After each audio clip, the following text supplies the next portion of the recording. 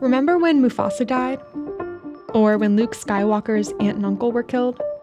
Or even when George Bailey decided he couldn't bear to live anymore? These are some of the most grim, tragic moments in film history. But they have something else in common.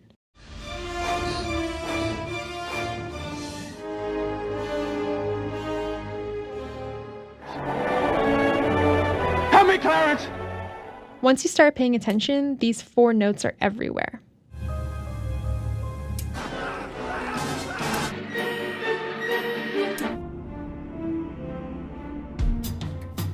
And we've been associating them with death for almost 800 years. What you're hearing in those movies is called the Dies Irae, a Gregorian chant created by Catholic monks around the 13th century. It was used for one specific mass: funerals.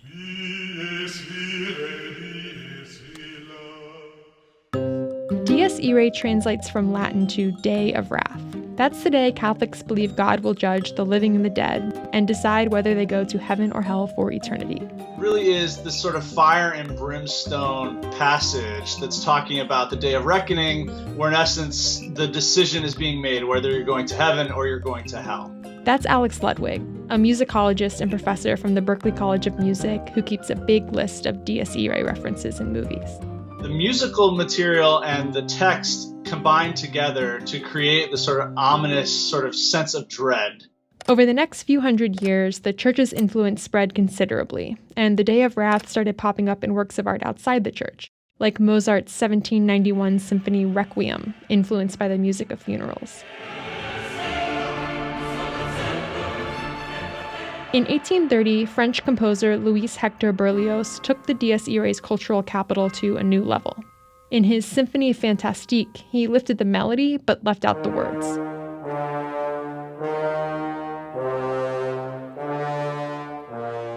Berlioz's story isn't set in a church or funeral. It's about an obsessive love, in which the main character dreams that the lover he murdered has come back as a witch to torment him.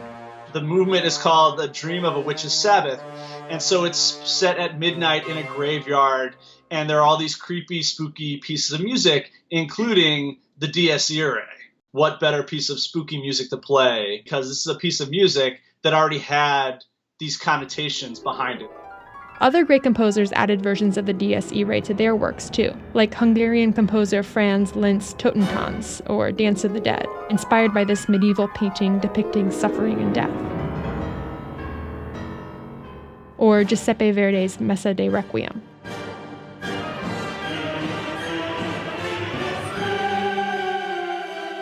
And then we have the early silent films where this Dies Irae is then extracted even further and used as a sort of sample or sort of reference to dark, ominous actions taking place on screen.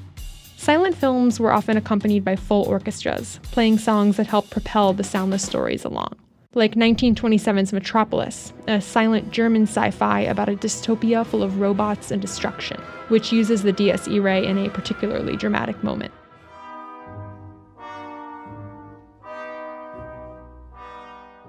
As films started incorporating sound, the Dies Irae kept being used as a shorthand for something grim, like in It's a Wonderful Life and Star Wars: A New Hope.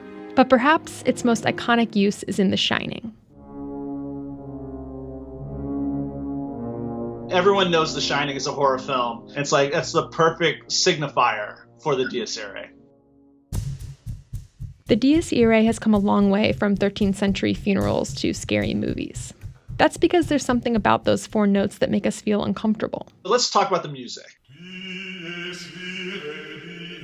The chant is in what's called Dorian mode, and we don't have to dig into all the sort of ancient modes like that. But today, if you would play those first 4 notes, you would say that that's in a minor mode. Minor music has always had this connotation of sadness, of darkness. If you look at the actual notes, you'll see that F and E are half steps apart, right next to each other.